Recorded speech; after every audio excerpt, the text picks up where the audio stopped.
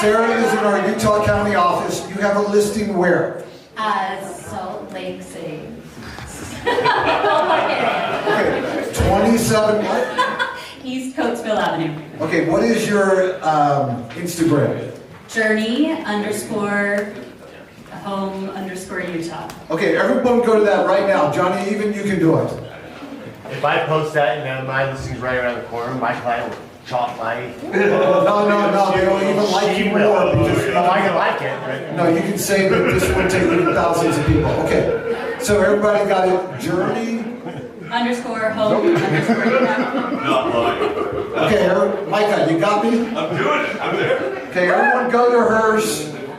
And what I want you to do, and you say, Jack, if I do it, my client's not going to like me. They're going to be like, they're going to use her. Let me just tell you.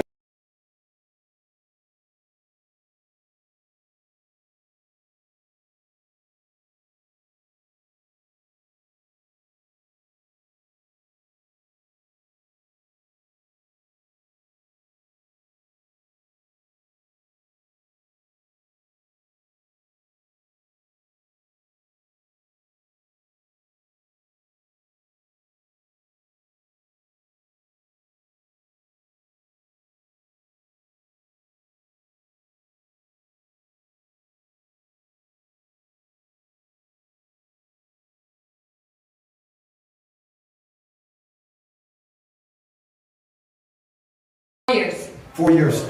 All you new people and all you people that are old people in real estate, she needs your help selling this. Yes, please. Thank I would say to you is, most of you live in Salt Lake that are in this group. It could have been yours.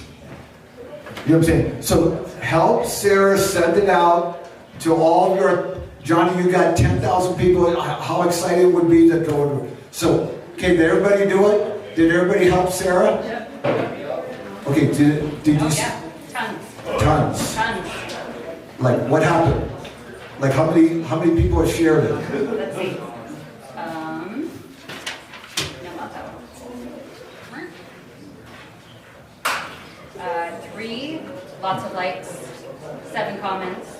We need more, come on. We need more shares. You know, this is like a tagline. We need more shares. We need more shares. Okay. Okay, give Sarah a big hand. Also, full buyer's compensation available. If you sent it out, we will give you 3.1%. Woo! Thanks, guys. Thanks, everyone. Woo! Thanks, Jack and Sarah. All right. Any guesses what I'm up here to talk about? Bees night. Bees night. How many Bees nights are we doing this year? 2. How many tickets do we have available? 1,700. More than 4,000. Fill it up. 20 per person. Oh, I'm loving all of these answers. They're all correct in a way. I actually don't know how many tickets we still have available for the 18th. But I know that we have probably over 1,500. So, we do want people to RSVP to Bees Night. We are sold out on the June 4th event. I've had some people reach out. If your clients cancel, let me know. We will get their RSVP taken care of so you can invite another group.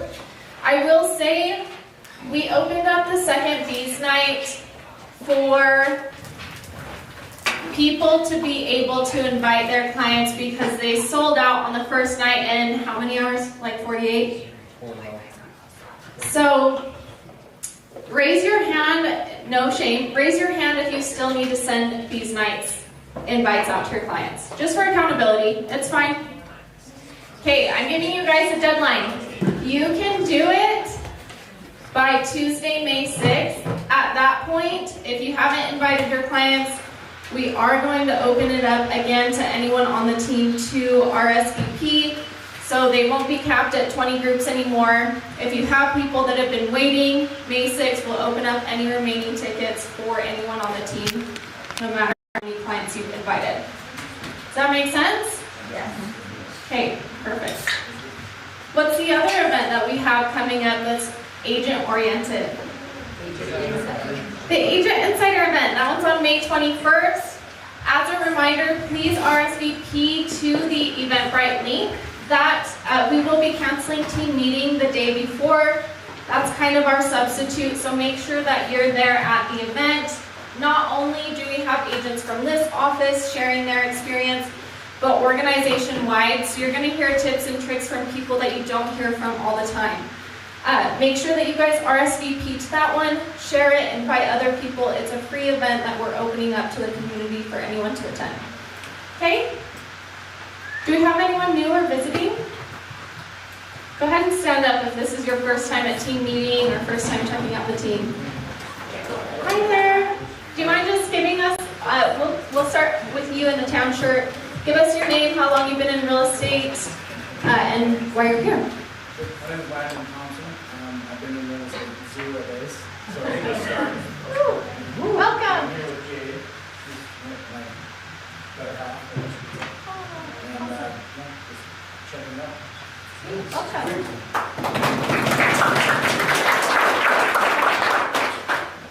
My name is Bryce Bamer. I've also been in real estate for 0 days. I'm getting my license right now. I'm just checking out the group. Awesome. Thanks, Bryce. I'm Freya. It's my first time at this office, but I've been in real estate for 2 years, so it's about Awesome. Let's give him a round of applause. All right, do we have Jaden or Dane?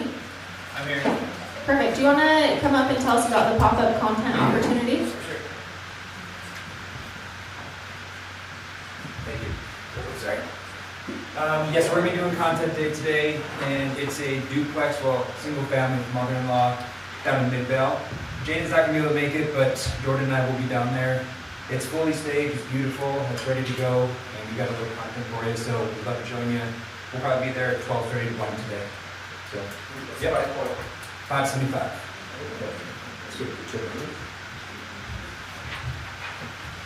Annika.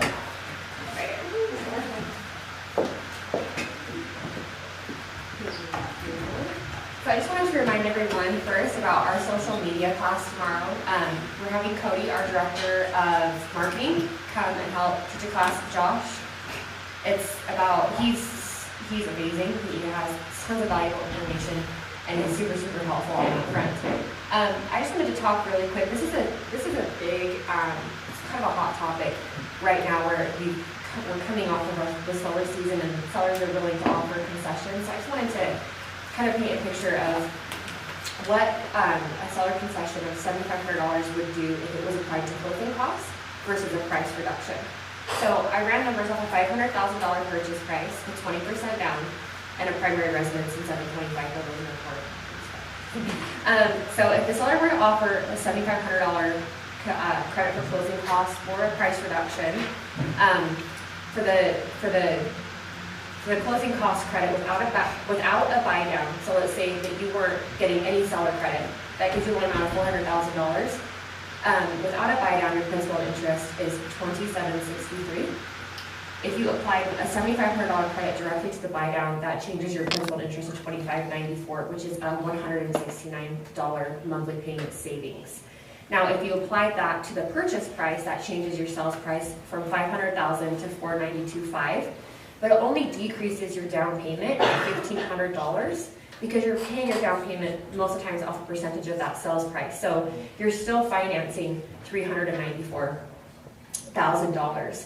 And without a buy down, that leaves your principal and interest at $2,721, and that's a savings of $42 per month versus $169 if you were to apply it to the closing costs instead of a price reduction. So those are a lot of numbers, but you're getting more bang for your buck for your payment when you have the seller pay towards closing costs versus a price reduction.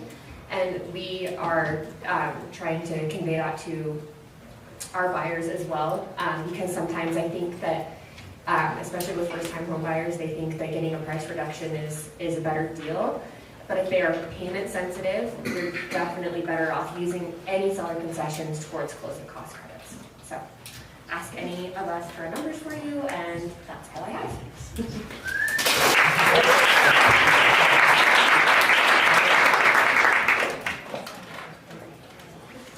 What's up, party people? This Saturday from 11 to 6 in Lehigh, we've got a new model home that we're doing a open house for.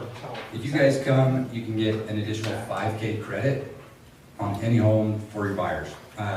They just need to close on or before July 15th, and that is in addition to any other incentives that we have. Thanks, guys. Thanks, guys.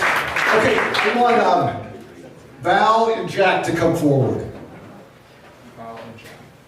So, come forward. So, Val had this great idea he does with his clients, and I thought it would be good for him to share. So, let me just ask you a question. How long have you been an agent for? Over a year, almost 2 years now. And you joined the Perry Group when? December. And where are you from? France. Sweet. That's it. Okay, what is it that you have? What is it?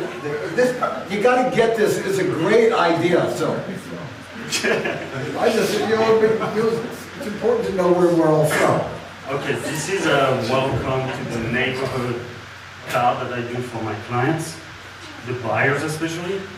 And the goal is to create value for them. So 2 days before closing, I'll leave this in the house, and I will talk to all the neighbors to have them like write, oh, what's your favorite restaurant? Well, like just say hi, come talk to us. And the goal is to bring them together. Hopefully they'll talk about you. And the goal is to have even a bigger crowd to get into the house with them, have them sign and create connection with their neighbors. So, you gotta be, so tell me what you did again. Some people, so you take this card and you go to each neighbor. What did you tell me yesterday? You go and you talk to the neighbors at their house. Yeah, I'll just say, hey, I just have my clients buy this house. They're a lovely couple. They would love to connect with the neighbors. They're a little shy.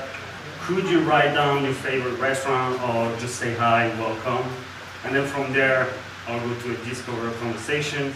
How do you like the neighborhood? Blah, blah, blah. You all know the speech. And just try to create a connection. And I got 2 leads from this, doing it only once, and just a follow-up game.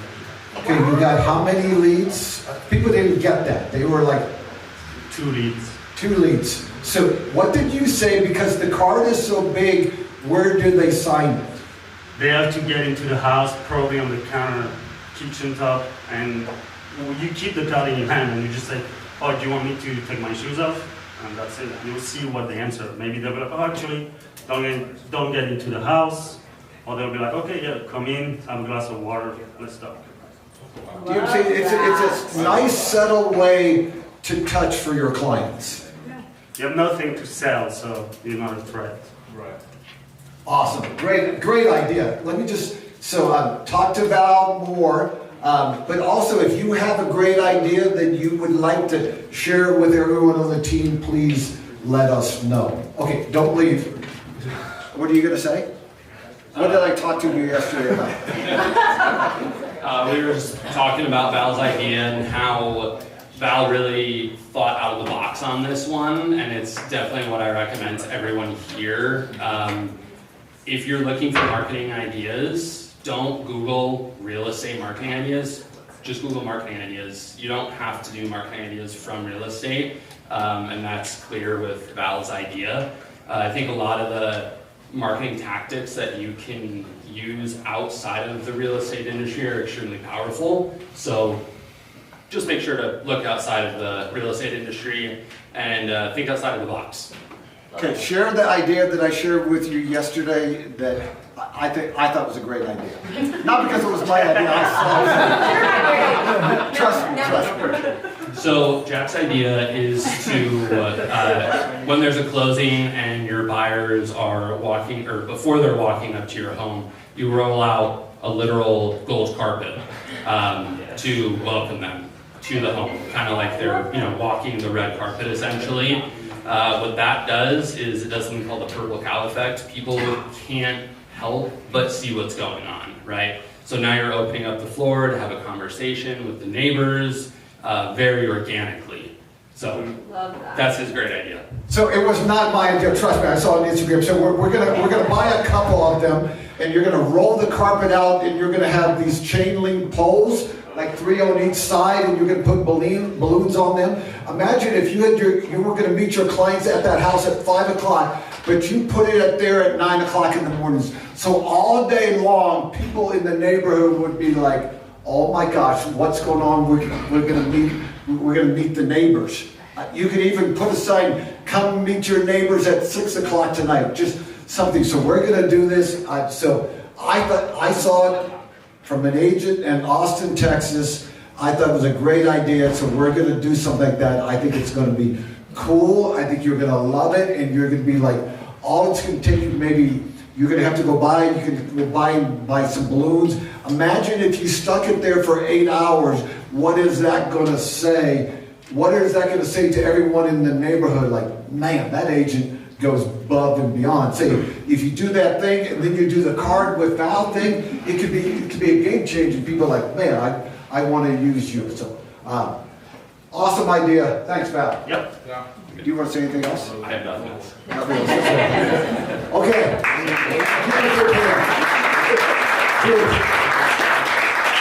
Like, I don't know if you drew is like you got a no limp anymore, new hairdo and everything. Yeah, I'm a whole new person. I just want to, if I've shared a good idea with any of you, would you just come up and tell everyone what it was? Travis almost came on. That's an honor. Is Anthony here? Kingsford? Yeah, I'm here. Okay. I might get this story wrong, so you correct me. But Johnny is on open house sign patrol, so he bought knockoff air tags from John Berry, who lives in the Philippines.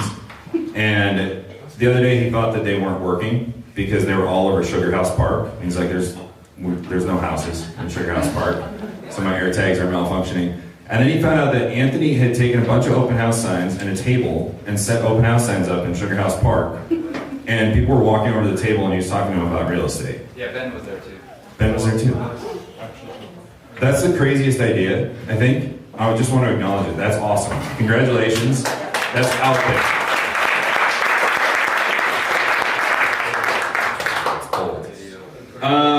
Okay, I have 2 quick things. Who here is like super stoked they're in real estate right now? Like things are going really well. You're having a good month. Tristan, be honest. Okay, a bunch of you. Who here is discouraged right now? Okay, stand up if you're discouraged right now. Stand up.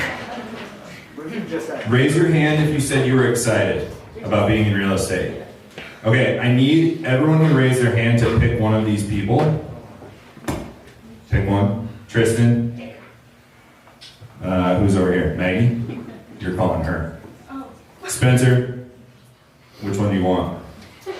Pick your guy. You gotta call him.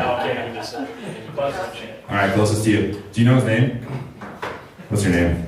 Joey. Joey. You're calling Joey. Joey. And there was somebody over here. Isaiah? Calling Alec. Okay. This is part of being on a team. You guys can sit down. You're going to be discouraged. I have days that I'm discouraged. I have phone calls that I get that I'm like, I don't want to call this person back. This is not going to go great. If you are discouraged right now, that's okay. That's real estate. That's his job. So if you're doing really well, this is part of being on a team. Reach out to those people, please. Take them to coffee. Have a phone call with them. Encourage them in some way. The second thing I want to share is if you're discouraged, stop tracking your results. Just track your activities. I've talked about this before. If you're tracking results, a great year in real estate is selling 10 or 12 houses. That means you're going to have 10 or 12 really good days out of 365 days. That is a really, really hard job, right? I got my haircut yesterday and the guy was like, dude, being a barber is like the most stress-free job ever. I was like, you're probably right. Although there was a guy that passed out one time when I was there because he didn't like the straight razor, like fell out of the chair. That was a stressful day. Real estate is not being a barber. It's stressful, right? We have a lot of bad days. We have cancellations. We have appointments that no-show. We are about to write a contract and they're like, oh, actually I did sign a buyer broker with someone else. There are a million things that happen. If you focus on 10 to 12 good days that you have closings or you get something under contract, you're going to be miserable a lot. So track your activities, don't track your results, okay? Set a goal for how many calls you're going to have, how many appointments you're going to have, how many follow-up texts you're going to send. Set goals for those things and track those things. The results will follow. And you'll have a lot more better days where you can go to bed and say, I did everything I could do today. It was a good day. The results will come. Okay? Okay, I have one topic, and then Tristan's going to come up and spend a few minutes teaching us on this. So we did a class on PRs a couple weeks ago, preliminary title reports, and we had like 18 of you there. We have a lawsuit right now against one of our agents and against the brokerage related to a PR. They are seeking between $300,000 and $400,000 in damages against our agent. The basis of their argument is the buyer due diligence was delayed. There were like 3 buyers that had to sign. They didn't sign until after the due diligence deadline had passed. Therefore, they didn't really have an opportunity to conduct due diligence. And the PR, which was not Novation, the PR was sent from a title company that doesn't send the PR to the buyers, they only send it to the agents. The agent did not forward it to the buyers. They went to closing where they did sign off on the PR, but they found out there's a 25-foot sewer easement on the back of their lot. They can't build the workshop that they wanted to build on the lot. They closed, now they have damages of all their closing costs, all the commissions they'll have to pay to rebuy. They're gonna have to buy a more expensive house. They have punitive damages. I don't even know what they have, but their math adds up to $360,000 or something that they want from the agent. So, we're gonna talk about PRs. This is super important. I'm gonna be honest. I had used to not pay a whole lot of attention to PRs. I would get an email and not always open it. I would assume the buyer was looking at it. I would assume, especially in new construction, I was like, it's fine. But Tristan's gonna come up and just walk us through. When you get an email with a PR for your buyer, make sure the buyer gets it. Some title companies send it to the buyer, some only send it to the agent. So just make sure it goes to the buyer as well. They need to see this, and then she's gonna walk us through just some key things that you should look for when you get a PR to make sure that they're aware of it. And if there's things in there like a 25-foot sewer easement that you see, you should bring that to their attention as well. So super, super important. I'm not trying to be a downer, but you guys sell a lot of houses to pay $360,000 back to a buyer. So this is super important. If you guys can like put your phones, laptops down, pay attention for 5 to 7 minutes for Tristan, this will save you a lot in the future. All right, thanks, Rick. Real quick, Tristan, does Novation send it out to the buyers automatically? That's a good question. We're confirming. I'm going to assume the answer will be yes. It will be. Cool, just use Novation. So there's not a legal requirement for a title company to do that. They just have to provide it to the agent. So some have, some haven't. I talked to Nuria last week. She's going to make sure that every team within the company is doing that to make sure that we're compliant. My understanding from Kim was that it was happening, that Novation was always sending it to the buyer as well. So we're just confirming that we don't have any gaps. I know a few people. The short answer, use Novation after the training. A few people did like an audit this morning and it was accurate. Julie? Can we just make sure too that our users, that that's part of what they send out? Yep. Yep, we are on it. Yep. Okay, so here we have the preliminary report, or title commitments, all kinds of names. Can you please skip to page 4? So pages 1 through 3, very boilerplate, they don't have any pertinent information to your transaction. So there's Schedule A and Schedule B that is important. So Schedule A here on page 4.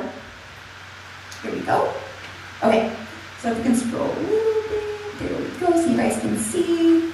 All right, so title issues 2 different types of policies. We issue an owner's policy and a lender's policy.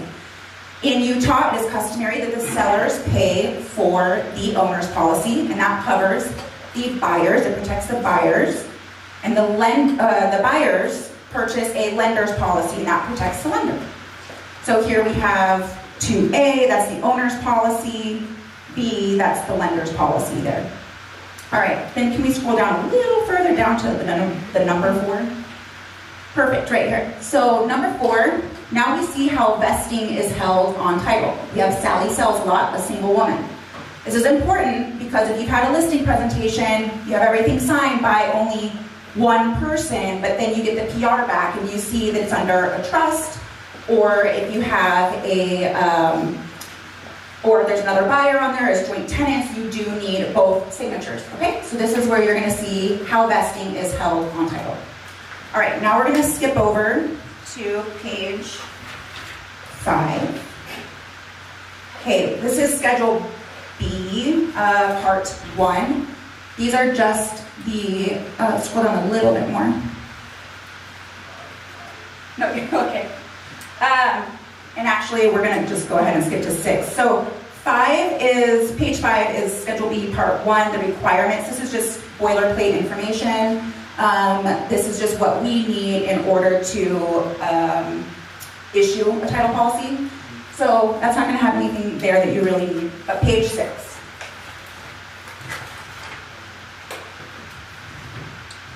Okay, so Schedule B, Part 2, on page 6. He said he's lagging a little bit. Here we go. Perfect. Right there is good. Oh, wait. No, I think up one to page 6. It's maybe 7. Yeah, that's 7.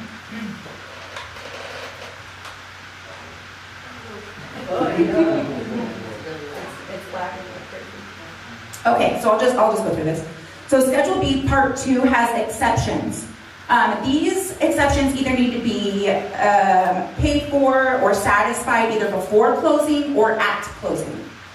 So number 1, just saying taxes or assessments not shown, 2, 3, here's where it shows easements, liens, or encumbrances. We are not going to the property. We can't see what's on the property. If you have a utility box, or if you see a utility box on the property, there will be an easement. Easements are very common on properties. I have 2 on my properties, and then on my PR, there's easement listed. So that's where you're gonna know that, does anybody know what an easement is or not? You don't? Okay, so if there is a utility box, let's just say like a Rocky Mountain Power, that's mine. There's an actual utility box on my property in my backyard, and we tried building something actually in our backyard around that area, and I had to get approval from Rocky Mountain Power. I had to get a written agreement that I could build right there, but it had to be so many, I think it was like 6 feet away from that utility, because if Rocky Mountain Power were to come out and they needed access to that utility box, they would have to, they have permission to access my property. Okay, and that actually might be for my other neighbors too, I'm sure it is. So that's an easement. Now here there's also what's called temporary easements that could be placed by the city or the state if they need temporary access to your property. I don't know, maybe there's some big construction project going on. So it would show up here, temporary easement. Okay, so you would see that on page 6 where it says easements. But easements and liens, encumbrances, all of that is what title is pulling and searching for, okay?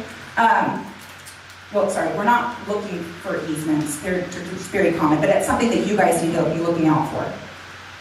Okay, does anybody know what an encroachment is?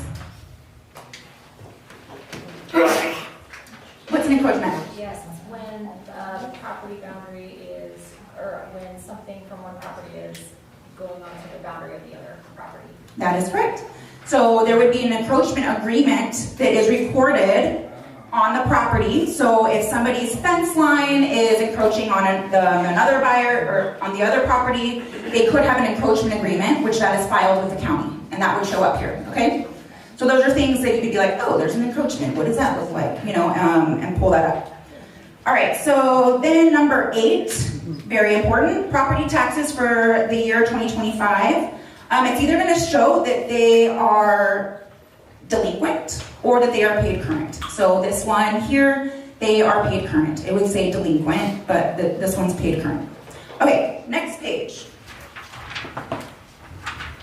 Okay, number 10 shows notice of reinvestment fee covenant for independence at the Point Master Owners Association. Right there, it tells you it's in an HOA and that there will be a reinvestment fee, okay? Reinvestment fees can be pretty large. They could be up to like 1% of the property, the sales price of the property, which that might be a lot of money for a buyer. right? So this is just good to look out for because they might not be able to pay a 1% at closing.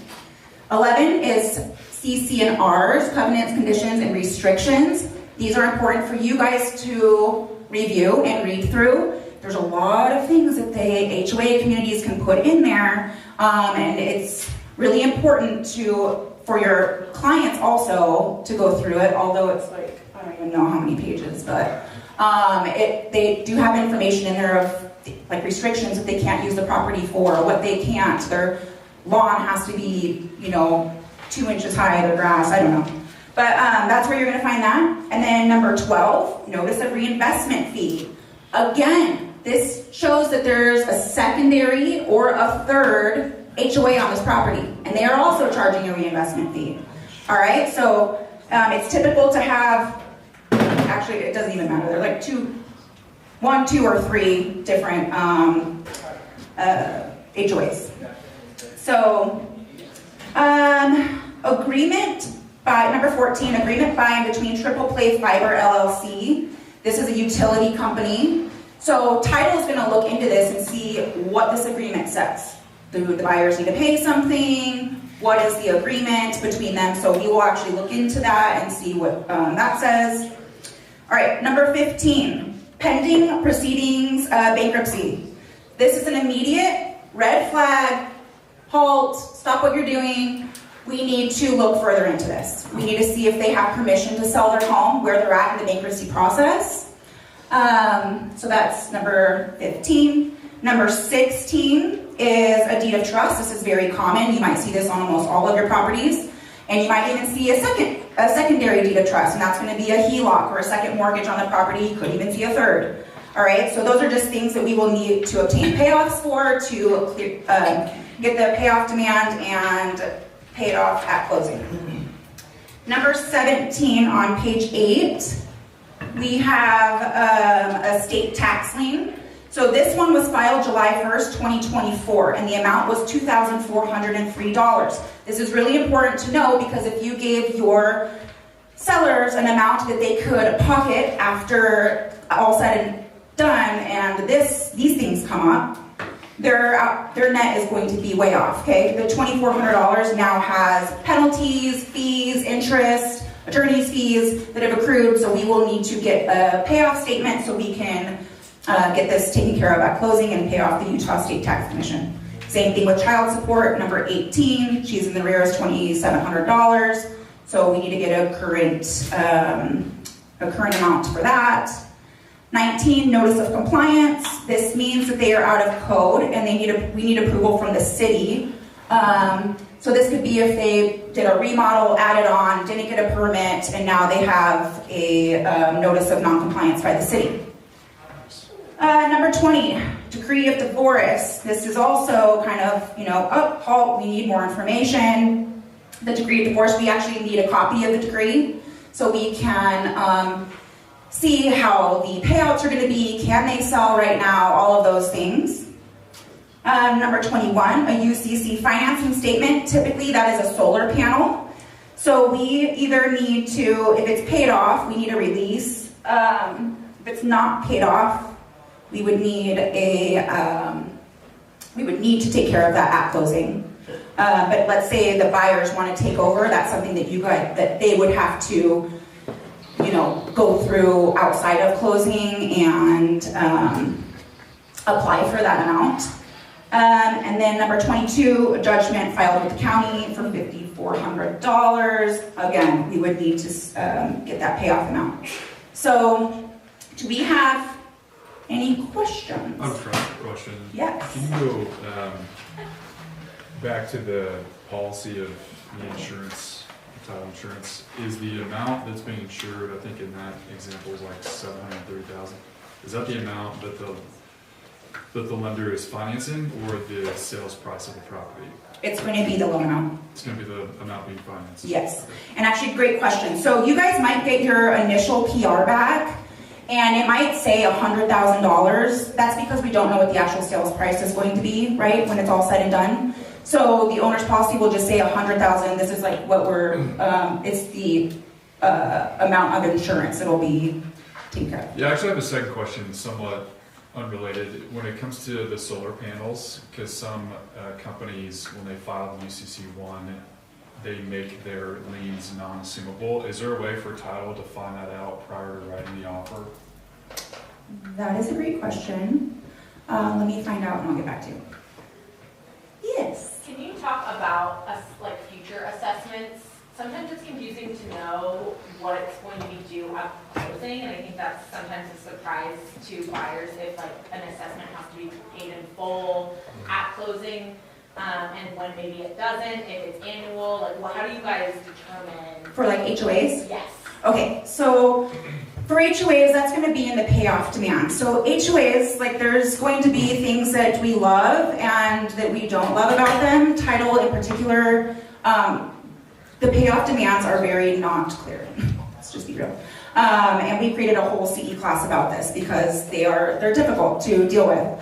The assessments on there, like future assessments, I mean, I wouldn't know until something is like filed. So, and I don't know if you're talking about this, we actually have had a recent situation. It's in Daybreak.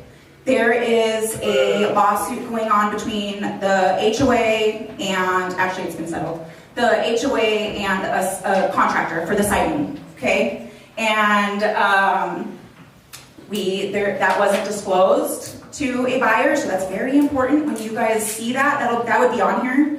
Or no, it might not even be on here, it'd be on the payoff demand for HOAs. But that agent, we had to go through mediation, all of the things, the listing agent, because none of it was disclosed that they were in litigation and they went under contract. So, So who determines that? It sounds like the HOA. So say there's an assessment for $10,000 to redo the pool, and the seller is handing it off to the buyer. The buyer's agreed to pay it, but it's not due until after closing. Who is determining if that needs to be paid at closing? Like that's not a fun surprise. Like, yeah. Okay, this needs to be paid at closing, or like no, it's pushed down the road. Who are we kind of blaming that decision on when we communicate with the buyers what's necessary? Okay, if it's something that comes up, like there's an assessment on here, who's responsible? Julian Spencer. This is what I've done in the past, is you actually talk to the HOA president or whoever.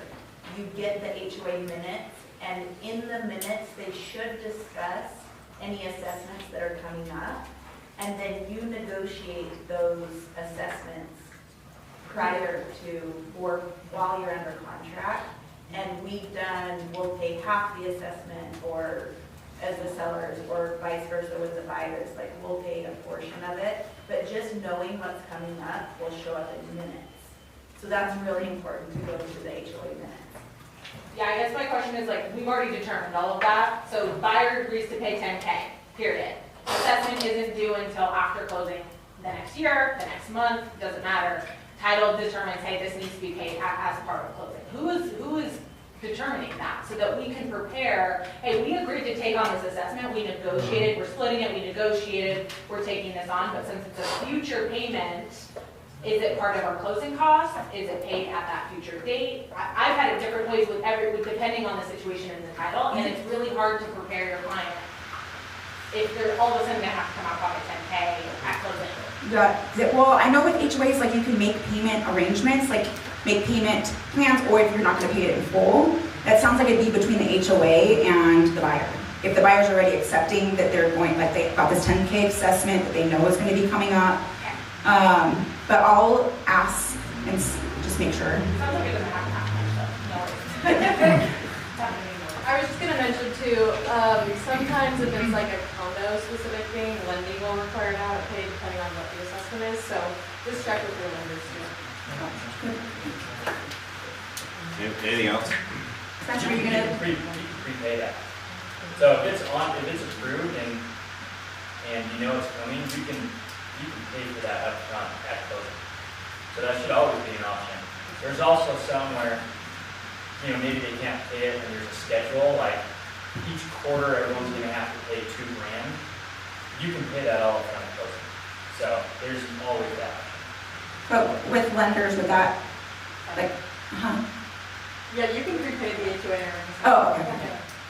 Because if the HOA is if it's a special assessment and it's being worked into a payment plan, we're going to increase the HOA payments to account for that, like, time period where it's going to be. But back to Julie's point, I think in the contract, and please correct me if I'm wrong, if it's approved by the board, whatever you state in the contract is how it's paid. If you say seller, the seller's going to pay for it. If you say buyer or split. But if things are talked about in the meeting minutes but have not been approved, technically that is not approved. So then, therefore, you don't have to pay for that, either seller or buyer. So that is why looking through the meeting minutes and the finances to find out those things is extremely important. I've done this where my client was an engineer, and as you know, engineers, they like to get in the weeds. He found out that it was it was underfunded, and he calculated it was 17 grand, and we negotiated that 17 grand to be paid for by the owner. So always look at meeting minutes, because if something is talked about and is coming but not approved, that doesn't count as, that'll be a surprise bill for your client. That's great. Thank you, Spencer. Thank you.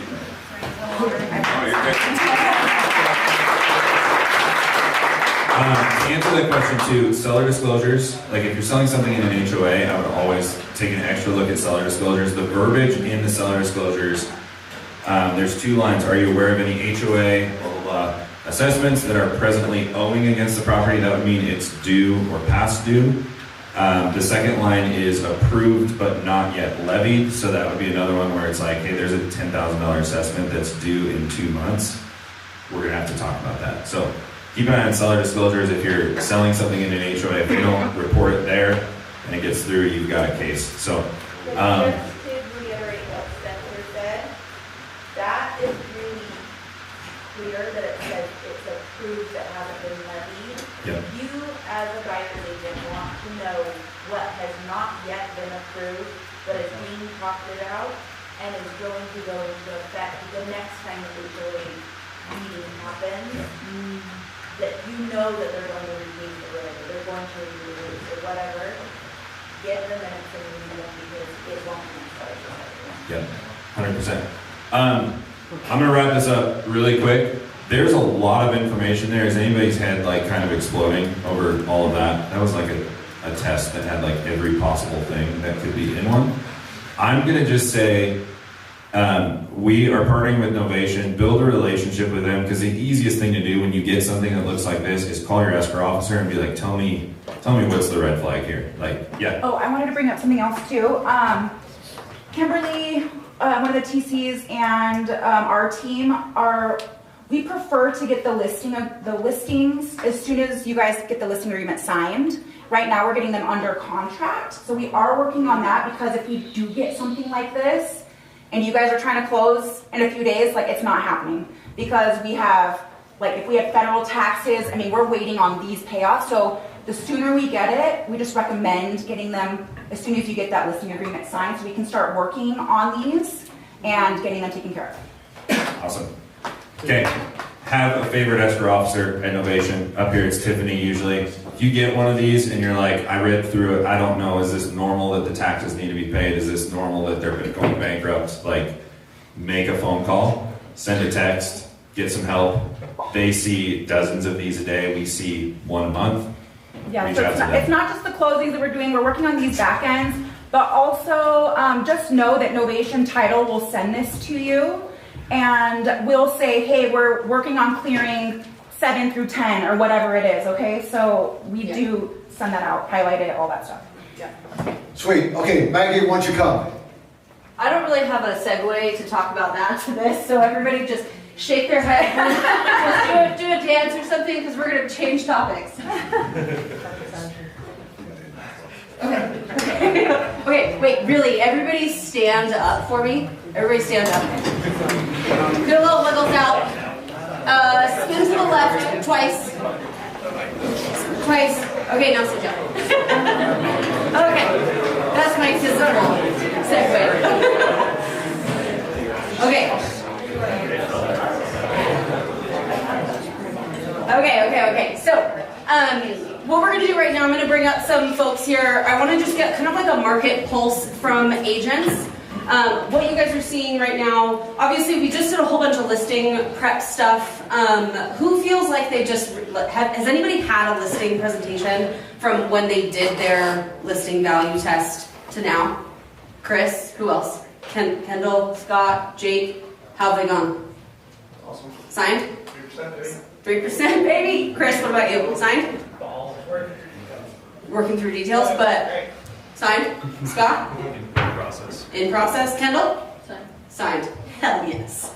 Love that. We are going to get some, we're going to start to get some reporting from TC's and from John Barry about how many listing agreements we're signing and at what month and those kinds of things. So I'm really excited to see that have an uptick, which will be really cool. Okay, so can I get Megan, Hannah, and Kendall? Will you guys come on up here? Give these guys a round of applause. Okay, so these ladies are all in various stages of their real estate careers. They, each of them has signed a listing agreement recently. Like, listing is live, listing is going live on Monday. You just got the ERS signed a couple days ago. So I want to just talk about how this process went for you. So my first question is, was there anything surprising about well, actually, let's do this. Talk to us about where you know these clients from, these sellers. My client is actually my neighbor, and I kind of saw some activity going on and asked him if he was ever considered selling. He said yes. Anyway, long story short, he interviewed me and one other agent, and this goes to a testament to our training. He said he asked me how much I would charge. Let's get there. Hang on, sorry. Okay, so your neighbor. It's your neighbor. My neighbor. Okay, what about you? Hello. You pass me. It was a family friend, or my family friend's dad. Love it. Family friend's dad. I sold these guys a house. They closed back in December. Got it. Non-contingent, so obviously now we're selling their house. Yes. Got it. Cool. Okay, so we'll just go this way, back down the line. So, okay, anything unique about the listing presentation or unique about the house? Like, talk to me about your prep for this listing presentation. Was it standard? Anything unique? This was stressful, and like I'm going to be vulnerable with you guys. So when they bought the home, it was a 2-week close right before Christmas, and it was chaos. It was absolute chaos. There was a lot of negotiating, a lot of bids. It was hectic. So they did communicate with me that they wanted to use me to list their home, but they wanted to prepare the house to sell. So for 5 months now, I've been like, how's it going? How's it going? What are we working on? Anyways, I get a call from the husband. This is an older couple. He said, hey, I'm going to be super honest with you. My wife doesn't want to use you as the listing agent. She felt like you were a little bit pushy throughout the process of buying the house, and she thinks that you sometimes cut her off when she tries to speak. They're Southern, so she talks really slow, and you literally never know when she's done talking. It's so stressful. So that was step one. He communicated, hey, I talked to her. We are going to use you, but we're going to pay you 2%. We're going to pay the listing agent 2%. Buyer's agent 2%. That was all before the presentation. Anything unique in your prep? Anything unique about the house that you were like, ooh, I gotta make sure I really hone in on this? I mean, not necessarily with the house, but the situation was unique. I knew it was going to be emotional going into it. He's having to sell the house to afford to keep his wife in assisted living. Original owner, 26 years, so it's a lot of emotions going into it. Nothing super interesting. He bought the house in 2020, and I don't think he ever cleaned it from the beginning. That is unique, for sure. Okay, so now, so we've talked about the setup, we've talked about the prep. Now let's talk about the actual listing appointment itself. So, anything boil to the top about the listing appointment itself? It was my first listing appointment. I did a mock with you before. I went in, letting him know, you're my neighbor, I'll charge you 2.5%, and he said he was gonna talk to another agent in our neighborhood, which he did. And just, do you want to keep going? Yeah, keep going, tell us. Yeah, just the way she worded things, she said, I charge 6%. And he's like, oh, then I'm gonna go with Megan. Because I told him 2.5, but we need to offer up to 3% for a buyer. It was all in the wording. It was, yes, we're charging basically the same thing, but her wording in it threw her out of it completely. So, I mean, that's just that works for our training that we get. Yeah. Did that resonate with everyone? Like, the settlement, sorry, don't say the lawsuit to your clients. say the settlement. The settlement that we just went through as an industry forces us to now decouple those commissions. So please, never, ever, ever say that you charge 6%. Do not say that. You charge 3% or 2.5% or whatever a win is for you in that scenario. You charge 2.5%, and we also recommend paying up to 3% for the buyer's agent commission, right? When you say 6%, right? Yeah, he freaked out. He's like, I can't believe she was going to charge me that much. And I'm like, well, she does 0.5% discount. Yeah. But really, I know what she really meant, but I'm not going to correct her. Yeah, exactly. Yeah. But it sets your future self up for success like crazy when you communicate that very, very, very clearly. So always decouple those and make sure you communicate it like that. Never couple them back together at any point.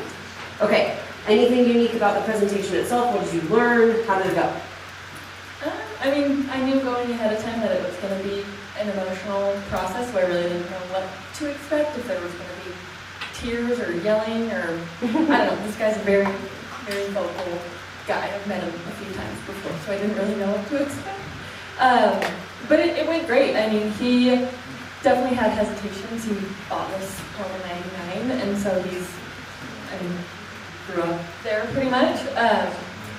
So he was kind of just resistant to needing to sell, and I didn't really want to touch too much on why he had to sell, because I mean that's in his mind every minute of every day. So I tried to kind of steer away from that, but focus more on what he was going to walk away with at the end of the day. And just, I mean, this is a 3,300 square foot home, and it's him and his dog. So I'm like, this is too much space for you, a lot to handle. So like, let me take care of it. And then his whole demeanor kind of changed once the net sheet got brought out, and he saw how much he's going to walk away with at the end of the day. And I think that made him a lot more, I mean, seeing the light at the end of the tunnel and being a lot more positive, and realize that he can help his wife for however many years with that money. So love that. So yeah, instead of getting bogged down with the emotions of the story, Randy, you said this a bunch in the listing value proposition test, where it's like, we are not here to sell houses. We are here to sell the next step and make it easy for them to say, yes, I can take, yep, I'm ready to take this next step. And so bringing out those little details of, instead of getting bogged down in the story and like all these emotions, saying, this is what you're going to walk away with in your pocket, and making that really clear and kind of pivoting that attention, critical in getting that listing, that ERS signed. Which, by the way, I want to give each one of these ladies were at very different stages, or obviously at very different stages in their real estate career. Hannah was an evaluator for the test. Kendall did a listing test. Megan did not have to do a listing test because she's new to the industry, right? For those of you who are looking at these people right now, first and foremost, we had so many badass value proposition tests. Kendall's was one of the best. So if you guys have any questions about, like, if you're in her mastermind group or you're not in her mastermind group, like, if you have any questions about how to prep for these things, of course, you know who our top producers are for sure, but like, go to Kendall. She absolutely smashed. And, clearly she got an ERS signed a couple days after, so way to go, way to go, way to go, way to go. Okay, Hannah, talk to us about the appointment itself. Any objections you had? Yes, all of the objections. So I started off the listing appointment with comps, and we moved in. Once we talked through comps, and actually with comps, I presented what each comparable listing paid their agents on the buyer and seller side. So I called every comp, I spoke with every single comp, I only had 5 that I was presenting, and understood what they paid and got paid on both sides, and was truthful and added that onto my comp sheet, and I got that idea from Carly. She's here. It was so helpful. It was setting the expectation of what is standard to sell your home. And these values come from this cost associated with this price. So after going through all the comps and saying, I think it was out of the 5, 4 paid a buyer agent commission 3%, 1 paid 2.5%, and they had 5 offers. They listed low, right? So they had the event pricing strategy.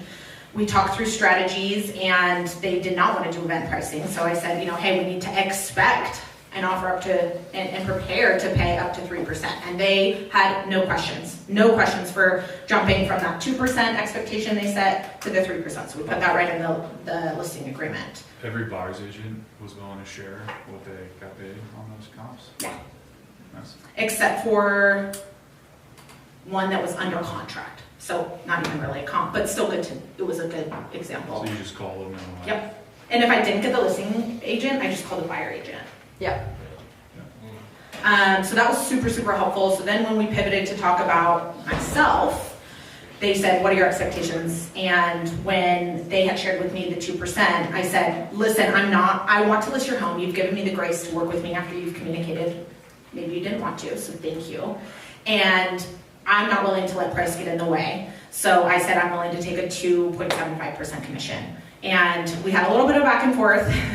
What comes with that? How much time am I spending? The wife said, hey, I read the statistic that on average agents spend 40 hours listing, selling a house. So that means, she ran it on her phone, that means that I'm paying you $900 an hour.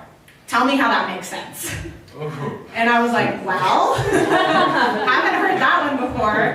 And I responded by saying, I can't justify, I can't even speak on that behalf, because I couldn't tell you how much time I spend on each listing. They're so unique, and the efforts that go into that, I wouldn't change based on each listing, but each house requires so much different attention.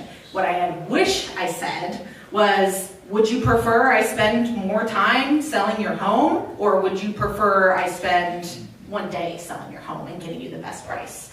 Wouldn't you prefer a listing agent that can spend the shortest amount of time and get you the highest return versus spending more time so that hourly rate is less? And we chatted about it after, but that was an awkward objection to attempt to overcome. Yeah. I think it's we do not get paid in relation to how much time we spend. We get paid in relation to how much value you bring in the time you spend. Right? So you have to be able to really eloquently and concisely, clearly communicate exactly what that value is in the shortest amount of time. That is the value of a real estate agent. It is, it's we're put in this objection, it's my mom always says, we're putting the emphasis on the wrong syllable. It sounds like I understand where you're coming from, but literally we're focusing on the wrong thing. We're not paid in relation to the time we spend, it's the value that we bring within that time. Yeah, so I spent more time talking through our strategy to sell their home, how to market their home, and we kind of use this line, or Sean says it a lot, where it's you're not paying me for this information, you're paying me for the execution of this. Yes. And these items are far beyond what another agent is going to do, and is going to be required to sell this house. This XYZ, why this home is so unique, and what they were wanting was top dollar. And so I was like, this is, the execution is what you're paying me for. Yep, absolutely. Round of applause, please, guys. Okay, so real quick, who has bought a home within the last year? Okay, stand up real quick. Have you ever met a first-time home buyer? Yeah. Okay, what was your rent before? My rent was $1,900. What's that noise? Who got it? Gabby? Okay, sorry for the distraction. That's the one noise that I dream about every night long. Okay, so you rented $1,900. Okay, you rented, what's your mortgage payment? $2,700. Was that a sticker shock? Yes. Okay, so I want you to get, this is, I know you've got a lot of stuff today. This is the jack tip for you that can be life-changing for you. Her difference was how much? I don't know. 800. 800? Thank you. $800. So this is what I want you to do with your buyers the first time. No, stand up here because you get nervous, they get nervous for you. This is what I want you to do with your first time home buyers is say, okay, so your payment is $1,900 a month rent. Yeah. Your mortgage is going to be how much?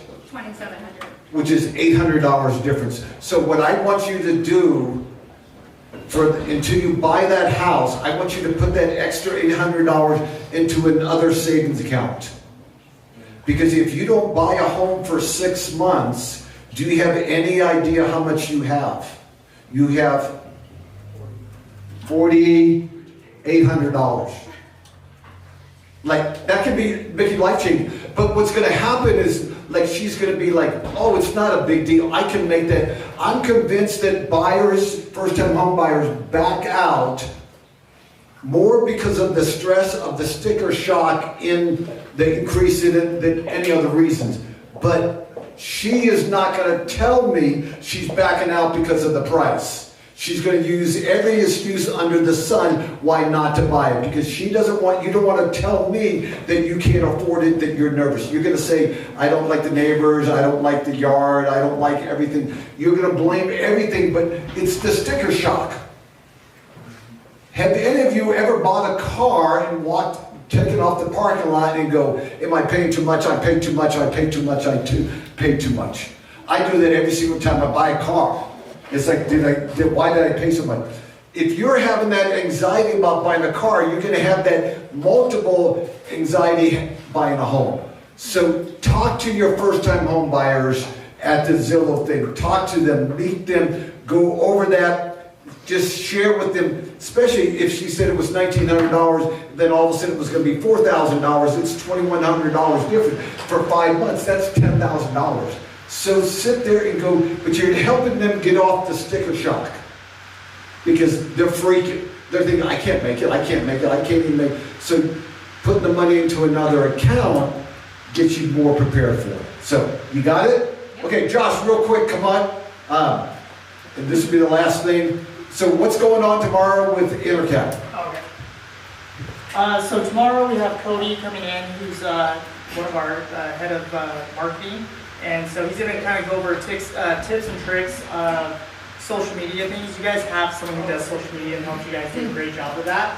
But if you're kind of going guerrilla style and doing something with your phone, he's going to kind of go over a few things to kind of make sure that you're getting the best quality picture on the phone and doing a bunch of those things so that you can kind of just take it into the next level by yourself. So what time? It's going to be at Annika, what time do we? 11. So. Okay, 11 to 12 tomorrow. Please invite someone that is not presently on the peer group. Invite them to it. That way you're giving value to them. So invite them. Thanks, Josh. Yes. Oh, wait.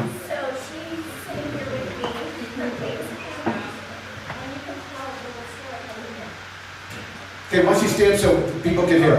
And I know this is awkward and everything like that.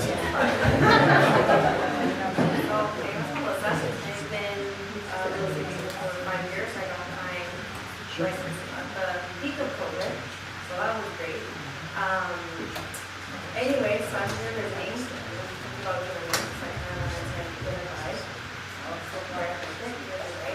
so how did you meet? That was like a... Yeah, so sorry. So funny story. I listed a home that's actually my neighbors across the street. Listed it on Thursday.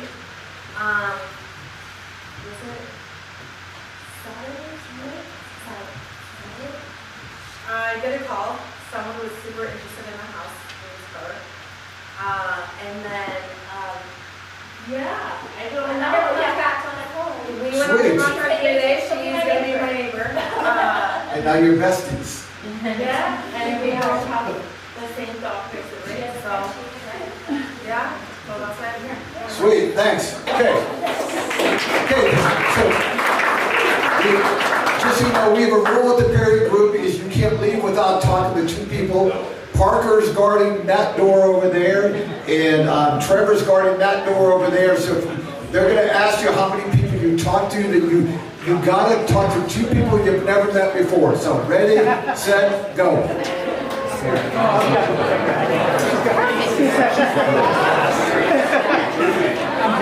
That